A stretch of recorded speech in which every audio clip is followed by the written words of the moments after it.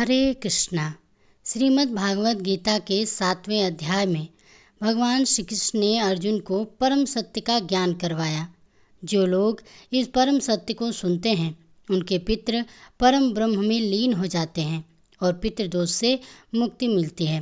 दोस्तों, श्रीमद् भगवत गीता के पाठ से भी पितृदोष से मुक्ति पाई जा सकती है।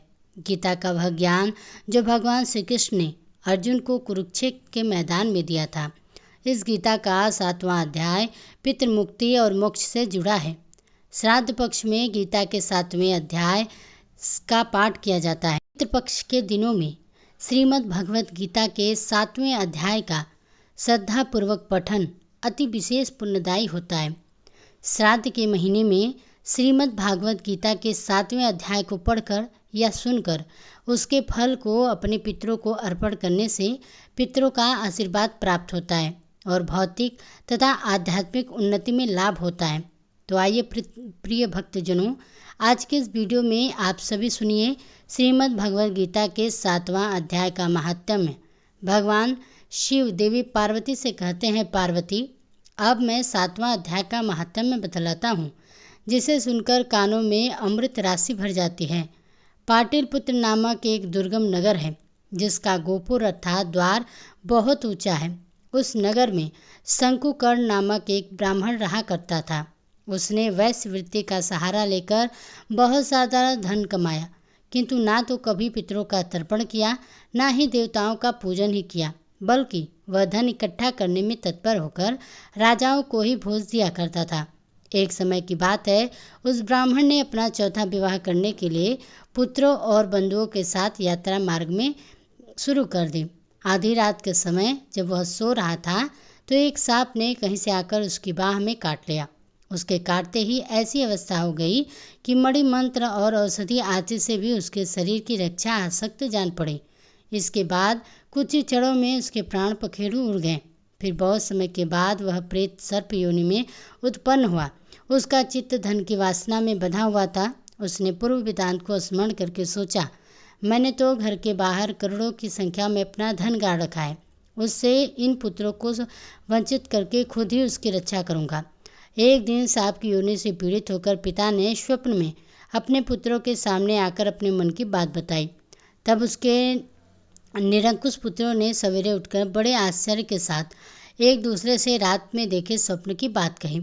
उनमें से मझला पुत्र कुदाल हाथ में लेकर घर से निकला और जहाँ उसके पिता सर्प योनि धारण करके रहते उस जगह पर गया। यद्यपि उसे धन के स्थान का ठीक ठाक पता नहीं था, तो भी उसने चिन्हों से उसका निश्चय कर लिया और लोभ बुद्धि से वहाँ पहुंचकर बावी को खोदना आरंभ किया। तब उस बावी से बड़ा भयानक सांप प्रकट हुआ और बोला, ओ मूर्ख, तू कौन है? किस लिए आया है? क्यों बिल खोद रहा है? या फिर तुझे किसने भेजा है? यह सारी बात मुझे बता। पुत्र बोला, मैं आपका पुत्र हूँ, मेरा नाम शिव है। मैं रात में देखे हुए स्वप्न से विस्मित होकर यहाँ का सोना लेने के कौतूहल से आया हूँ। पुत्र की यह लोक बिंद बात सुनकर वह सांप हंसता हुआ ऊंचे स्वर में इस प्रकार बोला, अगर तू मेरा पुत्र है तो मुझे जल्द ही इस बंधन से मुक्त कर। मैं पूर्व जन्म के गाढ़े हुए धन के विपरीत ही सर्प योनि में उत्पन्न हुआ हूँ। पुत्र ने पूछा, पिताजी, आपकी मुक्ति कैसे होगी? इसका उपाय मुझे बताइए, क्योंकि मैं इस रात में सब लोगों को छोड़कर आपके पास आया हूँ। पिता ने कहा, बेटा, गीता के अमृतमय 7वें अध्याय को छोड़कर मुझे मुक्त करने का कोई तीर्थ, दान, तप और यज्ञ सर्वथा समर्थ नहीं है। केवल गीता का 7वां अध्याय ही प्राणियों के जरा मृत्यु आदि दुख को दूर करने वाला है। पुत्र, मेरे श्राद्ध के दिन 7वें अध्याय का पाठ करने वाले ब्राह्मणों को श्रद्धापूर्वक भोजन कराओ, इससे निस्संदेह मेरी मुक्ति हो जाएगी। वत्स, अपने शक्ति के अनुसार पुरुष 7 वेद विद्या में प्रवीण अन्य ब्राह्मणों को भी भोजन कराना। सर्प योनि में पड़े हुए अपने पिता के यह वचन सुनकर सभी पुत्रों ने उसकी आज्ञा के अनुसार और उससे भी अधिक किया। तब शंकुकर्ण ने अपने सर्प शरीर को त्याग कर दिव्य देह धारण किया और सारा धन पुत्रों के अधीन कर दिया। पिता ने करोड़ों की संख्या में जो धन बांट कर दिया था, उससे वे सदाचारी पुत्र बहुत ही प्रसन्न हुए। उनकी बुद्धि धर्म में लगी हुई थी, इसलिए उन्होंने बावली, कुआं, पोखरा, यज्ञ तथा देव मंदिर के लिए उस धन का उपयोग किया और धर्मशालाएं बनवाईं। इसके बाद 7वें अध्याय का सदा जप करते हुए उन्होंने मोक्ष प्राप्त किया। भगवान शिव आगे कहते हैं, पार्वती, आपको 7वें अध्याय का महात्म्य बताया गया है, जिसके सुनने मात्र से मनुष्य सब पापों से मुक्त हो जाता है। अब सुनिए श्रीमद् भगवद गीता के 7वें अध्याय के सभी श्लोकों का हिंदी अनुवाद। भगवान श्री कृष्ण अर्जुन से कहते हैं कि हे पार्थ, अनन्य प्रेम से मुझ में आसक्त चित्त और अनन्य भाव से मेरे परायण होकर योग में लगा हुआ, जिस प्रकार से संपूर्ण विभूति बल ऐश्वर्य आदि गुणों से युक्त सबके आत्मरूप मुझको संशय रहित जानेगा, उसको सुन। मैं तेरे लिए इस विज्ञान सहित ज्ञान तत्व को संपूर्ण दया करूँगा, जिसको जानकर संसार में फिर और कुछ जानने योग्य शेष नहीं रह जाता। हजारों मनुष्यों में कोई एक मेरी प्राप्ति के लिए यत्न करता है, और उन यत्न करने वाले योगियों में भी कोई मेरे एक परायण होकर मुझको तत्व से अर्थात यथार्थ रूप से जानता है। पृथ्वी, जल, अग्नि, वायु, आकाश, मन, बुद्धि और अहंकार भी इस प्रकार से यह 8 प्रकार के विभाजित मेरी ही प्रकृति है। यह 8 प्रकार के वेदों वाली अपरा अर्थात मेरी जड़ प्रकृति है। और हे महाबाहो, इससे दूसरी को जिससे यह संपूर्ण जगत धारण किया है, मेरी जीव रूपा परा अर्थात चेतन प्रकृति जान है। हे अर्जुन, तू ऐसा समझ कि संपूर्ण भूत इन दोनों प्रकृतियों में ही उत्पन्न होने वाले हैं, और मैं संपूर्ण जगत का प्रभव तथा प्रलय हूँ, अर्थात संपूर्ण जगत का मूल कारण हूँ। हे धनंजय, मुझसे भिन्न दूसरा कोई भी परम कारण नहीं है। यह संपूर्ण जगत सूत्र में सूत्र के मणियों के समान मुझ में गुथा हुआ है। हे अर्जुन, मैं जल में रस हूँ, चंद्रमा और सूर्य में प्रकाश हूँ, संपूर्ण वेदों में ओंकार हूँ, आकाश में शब्द और पुरुषोत्तम में पुरतत्व हूँ। मैं पृथ्वी में पवित्र गंध और अग्नि में तेज हूँ, संपूर्ण भूतों में उनका जीवन हूँ और तपस्वियों में तप हूँ। हे अर्जुन, तू संपूर्ण भूतों का सनातन बीज मुझ में ही जान है। मैं बुद्धिमान की बुद्धि और तेजस्वी का तेज हूँ। हे भरत श्रेष्ठ, मैं बलवान का आसक्ति कामनाओं से रहित बल अर्थात सामर्थ्य हूँ, और सब भूतों के धर्म के अनुकूल अर्थात शास्त्र के अनुकूल काम हूँ। और जो भी सत्व गुण से उत्पन्न होने वाले भाव हैं और जो रजुगुण से उत्पन्न होने वाला भाव है, उन सबको तो मुझ में ही होने वाले ऐसा जान, परंतु वास्तव में उनमें मैं और वे मुझ में नहीं हैं। गुणों के कारण रूप सात्विक, राजस और तामस, इन तीनों प्रकार के भावों से यह सारा संसार प्राणी समुदाय मोहित हो रहा है। इसलिए इन तीनों गुणों से परे मुझ अविनाशी को नहीं जानता, क्योंकि यह अलौकिक अर्थात अति अद्भुत त्रिगुणमय मेरी माया बड़ी दोस्तर है। परंतु जो पुरुष केवल मुझको ही निरंतर भजते हैं, वे इस माया को उल्लंघन कर जाते हैं अर्थात संसार से तर हो जाते हैं।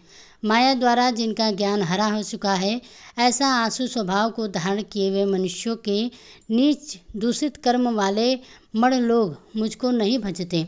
भरत वंश में श्रेष्ठ अर्जुन उत्तम कर्म वाले अर्थात सांसारिक पदार्थों के लिए भजने वाला अर्थात संकट निवारण के लिए भजने वाला जिज्ञासु अर्थात मेरे को यथार्थ रूप से जानने की इच्छा से भजने वाला और ज्ञानी, ऐसे 4 प्रकार के भक्तजन मुझको भजते हैं।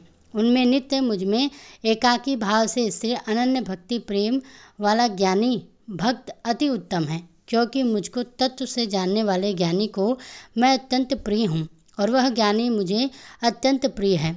यह सभी उधार है, परंतु ज्ञानी को साक्षात मेरा स्वरूप ही है, ऐसा मेरा मत है, क्योंकि वह मद मत मन बुद्धि वाला ज्ञानी भक्त अति उत्तम गति स्वरूप मुझ में ही अच्छी प्रकार स्थित है। बहुत जन्मों के अंत के जन्म में तत्व ज्ञान को प्राप्त पुरुष सब कुछ वासुदेव ही है।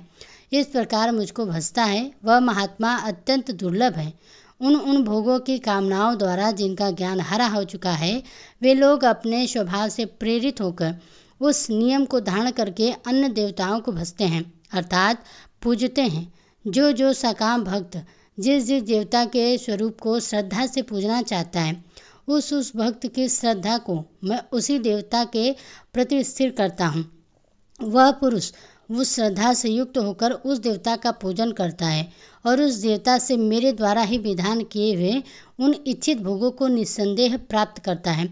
परंतु उन अल्प बुद्धि वालों को वह फल नाशवान है और वे देवताओं को पूजने वाले देवताओं को प्राप्त होते हैं, और मेरे भक्त चाहे जैसे भजें, अंत में वे मुझको ही प्राप्त होते हैं।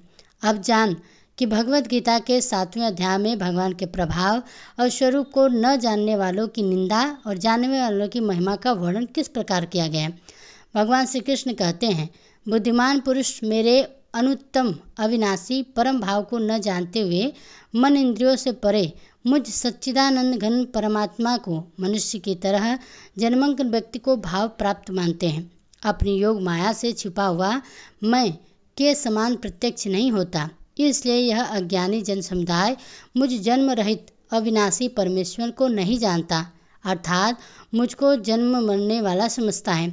हे अर्जुन, पूर्व में व्यतीत हुए और वर्तमान में स्थित तथा आगे होने वाले भूतों को मैं जानता हूँ, परंतु मुझको कोई भी श्रद्धा भक्ति रहित पुरुष नहीं जान सकता। हे भरतवंशी अर्जुन, संसार में इच्छा और द्वेष से उपन सुख दुख आदि द्वंद्व रूप मोह से संपूर्ण प्राणी अत्यंत यज्ञ को प्राप्त हो रहे हैं, परंतु निष्काम भाव से श्रेष्ठ कर्मों का उच्चारण करने वाले जिन पुरुषों का पाप नष्ट हो गया है, वे राग द्वेष जनित द्वंद्व रूप मोह से मुक्त गण निश्चय भक्त मुझको सब प्रकार से भजते हैं। जो मेरे शरण होकर जरा और मरण से छूटने के लिए यत्न करते हैं, वे पुरुष उस ब्रह्म को संपूर्णतः अध्यात्म को संपूर्ण कर्म को जानते हैं। जो पुरुष अधिभार तथा अधियज्ञ सहित अर्थात सबका आत्मरूप मुझे अंतकाल में भी जानते हैं, वे युक्त चित्त वाले पुरुष मुझे जानते हैं, अर्थात मुझ में लीन हो जाते हैं, मुझे प्राप्त हो जाते हैं। श्रीमद् भागवत गीता के 7वें अध्याय का हिंदी अनुवाद समाप्त हुआ। आज के अध्याय को पूरा सुनने के लिए आप सभी को बहुत बहुत धन्यवाद। अगर पसंद आई हो तो वीडियो को लाइक कीजिएगा। इसी तरह से कथाओं को सुनने के लिए हमारे चैनल को सब्सक्राइब भी जरूर कीजिएगा।